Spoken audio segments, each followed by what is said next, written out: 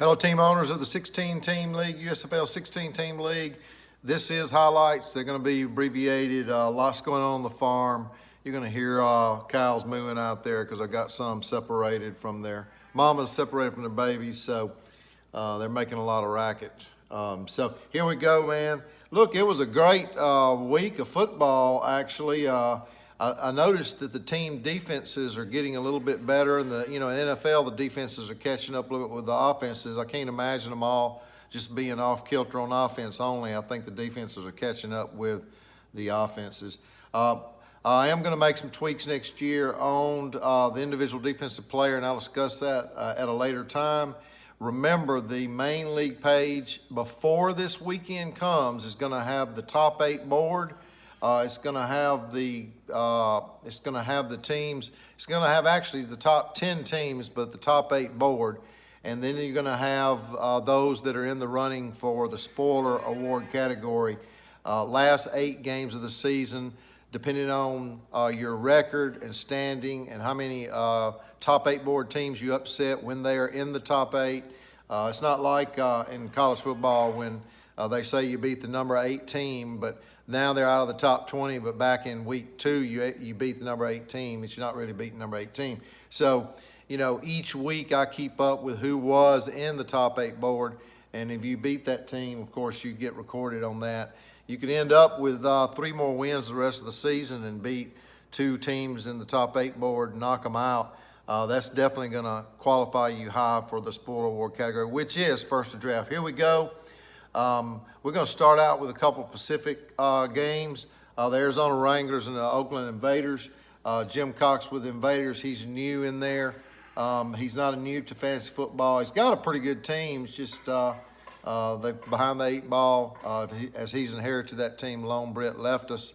Won't go there, but Lone Britt left us. He just got beat up, I guess. But anyway, the Arizona Wranglers, Kevin Perillou's team, looking pretty good. They go to 3-3. Invaders are 1-5. Win this one, 21-14. Not going to go into players this week. I just don't have the time. Pittsburgh Mall's Darren Spitzer, 4-2, doing really good. Takes down the Boston Breakers. Breakers only score 11 points. I'm not sure. I haven't had time to look at teams. But Craig is really falling behind the 8 ball here.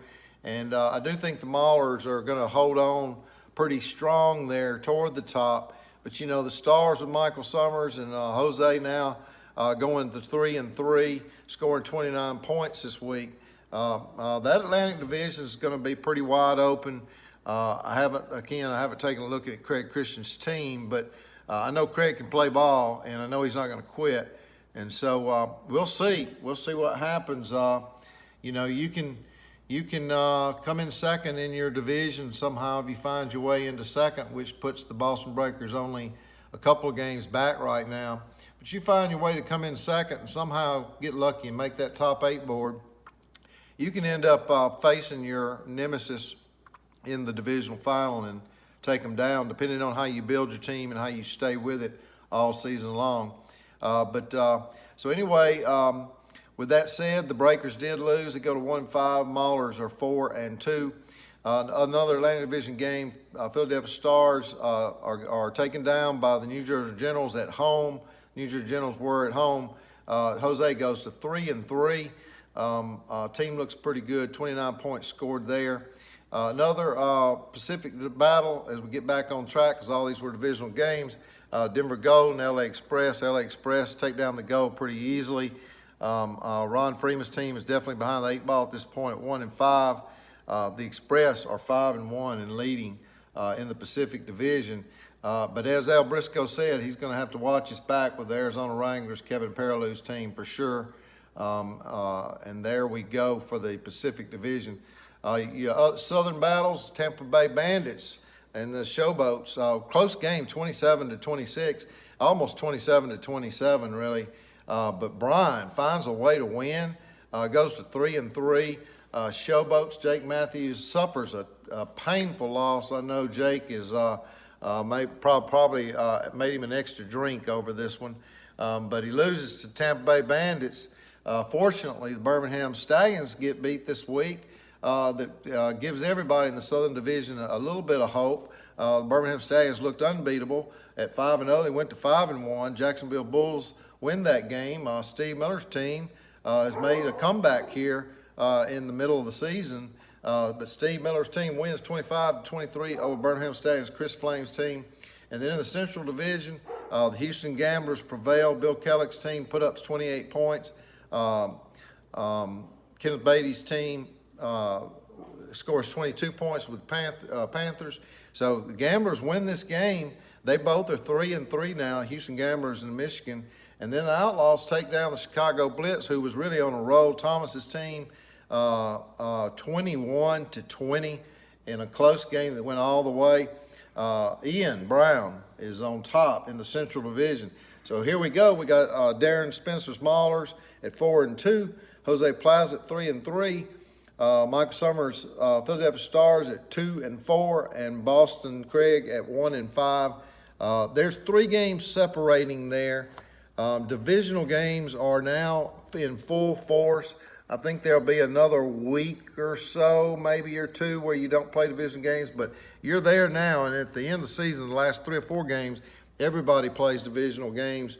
So, you know, this thing can swing at any time. You just got to hang in there, work the waiver wire. But Boston 1-5, 3 games back of the Maulers. And then in the South, Birmingham, you know, hot. Thought they were going to run away with it. They're 5-1. Everybody else is 3-3 in that division. It's going to be exciting. You got to get ready to play. You look on your schedule. See when you play Birmingham. See what you're going to do about it. It takes a lot of strategizing here in the 16-team league.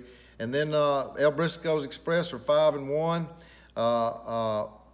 Gold Invaders are 1-5. So, you know, he would be comfortable, but like he said, El Briscoe, he's watching Kevin Perilou. Kevin Perilou is a good fantasy football player. He's in our 20-team league as well.